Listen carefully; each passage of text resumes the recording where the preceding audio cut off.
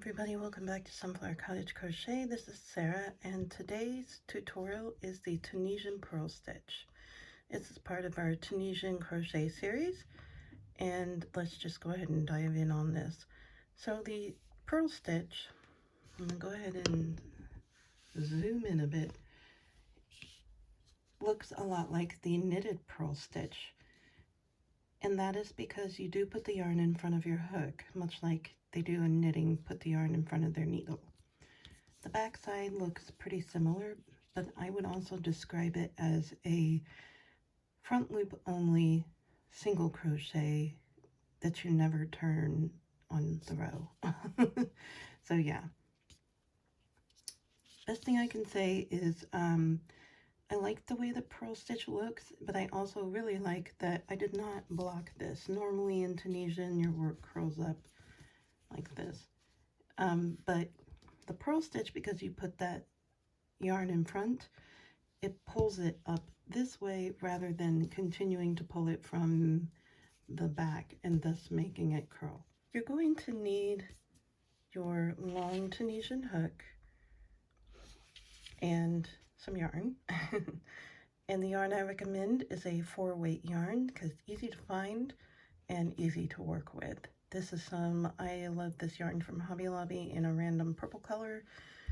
And this is my Furls Tunisian hook in teak and ebony 6mm. I went up a full hook size from a 5 per the ball band to the 6, which is something that I explained in my introductory video. So to work the Tunisian Purl Stitch, there is no multiple, so you can chain up as many as you want. So go ahead and do that now while I explain one more thing. As I explained in my introductory and in the Tunisian Simple Stitch video, you're going to need to work a foundation row. And each row in Tunisian, whether it's foundation or beyond, is consisting of a forward pass and a return pass to complete the row. So it's 2 passes makes a row. So to get started, I like to turn my work over and grab the back humps. I'm going to insert my hook here and pull up a loop. And I'm going to go under the next one and pull up a loop. And I'm going to do that all the way down the chain. And if you have not worked Tunisian before, I highly recommend that you go watch the introductory video that goes into much more detail about this and slows it down. I have gathered up all of my loops, and you can see the bottom of my chain, and it's already looking kind of knitted.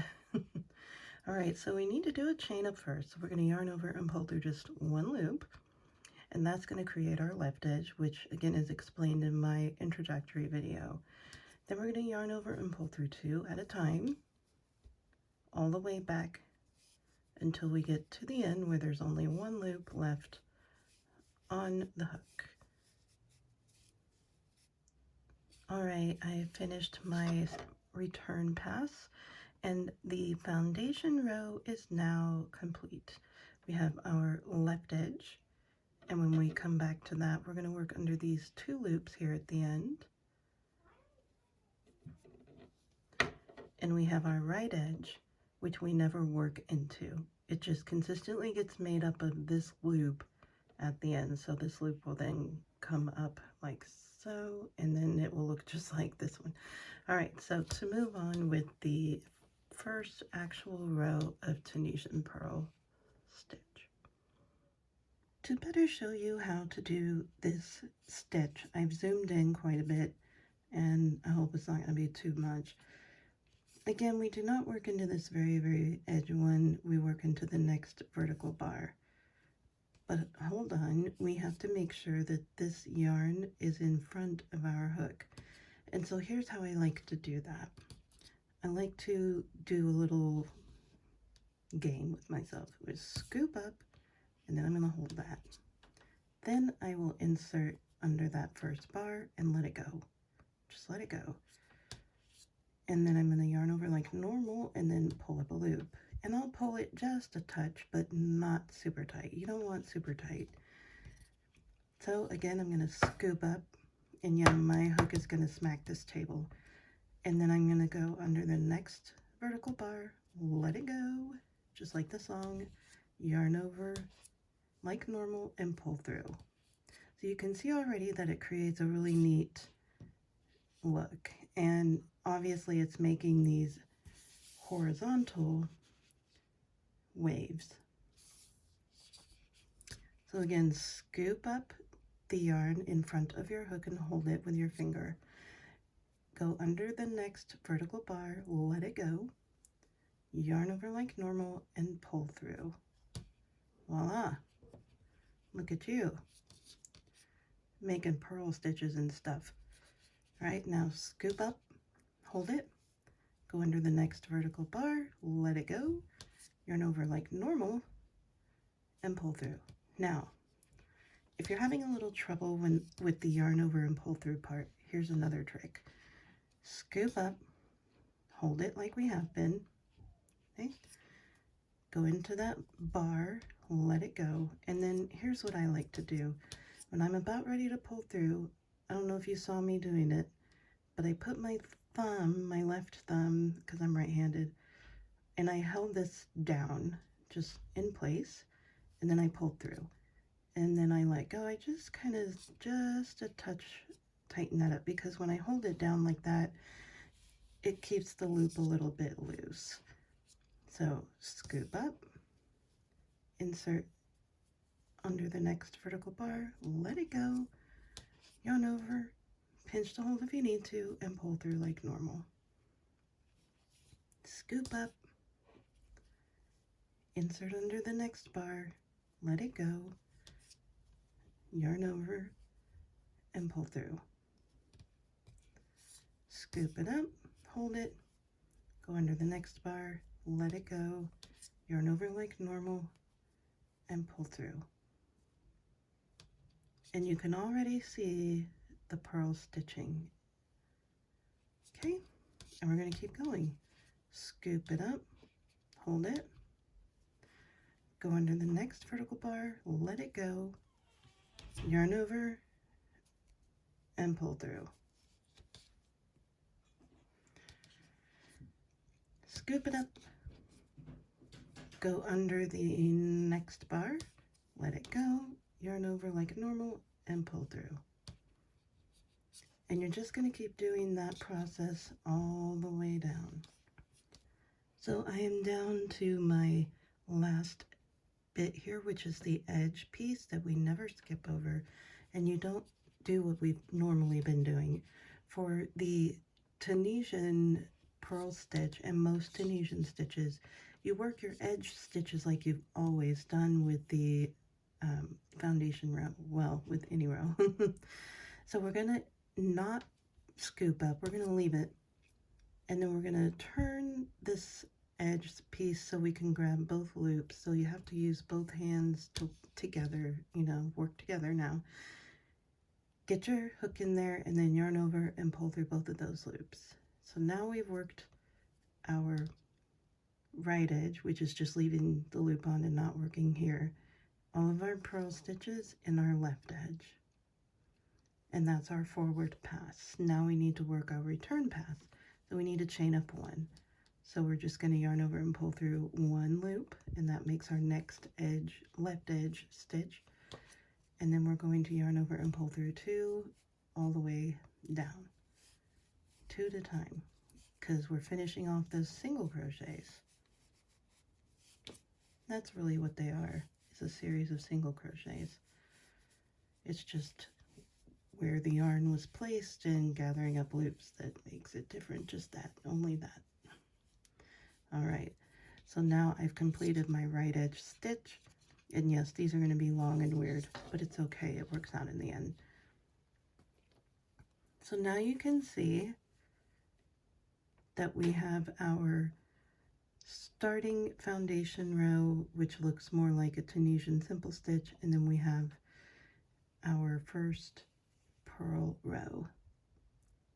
And now we need to work a forward and return pass to do another row of purls. So let's go ahead and do that. Now remember, we don't chain up one and we're not working into that.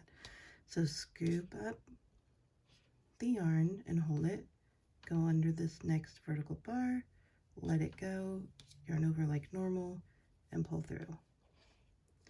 Scoop up, go into the next bar, let it go, yarn over, and pull through.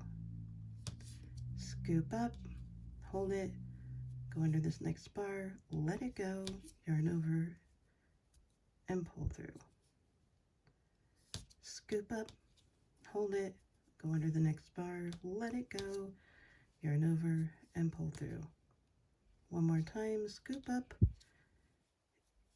hold it, go under the next bar, let it go, yarn over, and pull through. Okay, so I'm going to continue doing that all the way down. Don't worry, you do develop a rhythm for this. And I'm sorry if you have the Frozen song stuck in your head right now, because I do too. Okay, so I have worked all my vertical single-stranded bars here, and now I'm going to work the edge stitch as normal. So we do not need to scoop up the yarn, we just need to let it be where it normally goes, and insert into the edge stitch, making sure to grab both loops. And then we're going to yarn over and pull through like normal. And now we have our left edge complete. Well, complete and started all at the same time. Now we need to chain one, so we're going to yarn over and pull through the first loop, or that first available loop there. And then we're going to yarn over and pull through two at a time again all the way back. So this is a normal return pass.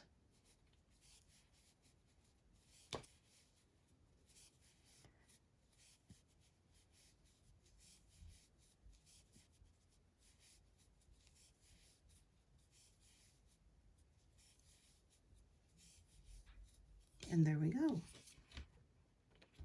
And now we have worked 2 rows of purl and 1 foundation row. So I'd like you to keep practicing this until you feel like you've kind of gotten the hang of it, and then we'll come back and work on the bind off. Alright guys, I want to point out a couple of tips that I did not point out in my introductory video. I may make a tips and tricks later on, but for now it's going to be in this video. So let's say you've been working this and you made a mistake, you forgot to put the yarn in front. It happens to the best of us. So let's say your mistake is right here. So you need to undo 5 stitches. Well, don't panic. Just pull out until you reach that stitch, and then pull the yarn through. And there you go. It really is that simple. Something else to note, if you mess up stitches all the way back at the beginning and you're nearly to the end, just again pull all the way out except for the very last, and just pull. And I kind of like to re-stretch the work a little bit. Okay, let's say you suddenly realize that you had too many bars here, you increased the stitch. You can fix that too without completely unraveling your work. Just as you pull through, as you pull the yarn through gently, you can start regathering those loops. And excuse me, wherever your extra loop is, let's say my extra loop is right here. If I wanted to, I could just pull, and there. Now I have my bars from the previous row here, and I still have all these stitches gathered. I don't have to rework an entire row, and I can simply rework like I was supposed to back to the end of the pass, whichever pass you are on, forward or return.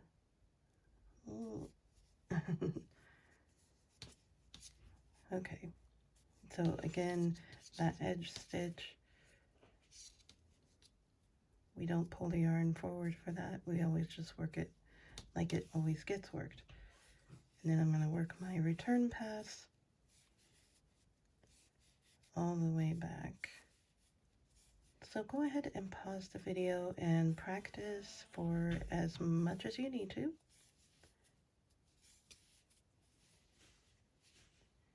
And meet me back here because I'm going to show you the bind off next. To work a standard bind off, we're just going to do the slip stitch bind off, which is pretty much, like I said, the standard. I did go over it in my introductory video, but I want to go ahead and cover it here as well. You can go to your regular crochet hook if you don't want to continue using the long hook, because you won't need to gather up stitches anymore. But if you do that, then you need to make sure you do it with the same size hook that you use for the rest of the work. So for example, I used a 6mm Tunisian. I need to use a 6mm standard crochet hook. So I didn't bring mine with me. I'm just going to use my tappy hook. All right. So to work the bind off, because we can't leave our work wholly like this, we're just going to, like normal, insert into the next. We're not going to pull the yarn forward, and then we're just going to pull through both loops on the hook at the same time. So then we're going to go into the next bar, yarn over, and pull through both loops. And the next bar, maybe, yarn over and pull through both loops, and so on all the way down. And when you get to your left edge stitch, you're going to go through both loops like we always do for an left edge stitch. And this will bind you off, close up the gaps. You can then fasten off and weave in your ends. Okay, so I am now down at the end of my work, and as you can see, even though we didn't put the yarn forward, it looks just like the next row, because the slip stitching in Tunisian forces these loops forward, so it kind of covers up the Tunisian simple stitch that we basically just worked. So now, sorry for the noise, we're going to insert into both loops and then pull through and through, and that is going to finish you off. Then you could yarn over, snip your yarn, and be done. And that is the Tunisian Purl Stitch tutorial. I hope this was helpful. If you could please leave a like, a comment, and subscribe to the channel, I would really love that. And also, if you want to be notified anytime that we upload another video, hit that little bell icon, because that's exactly what it will do. Until next time, guys, catch you in the next one. Bye.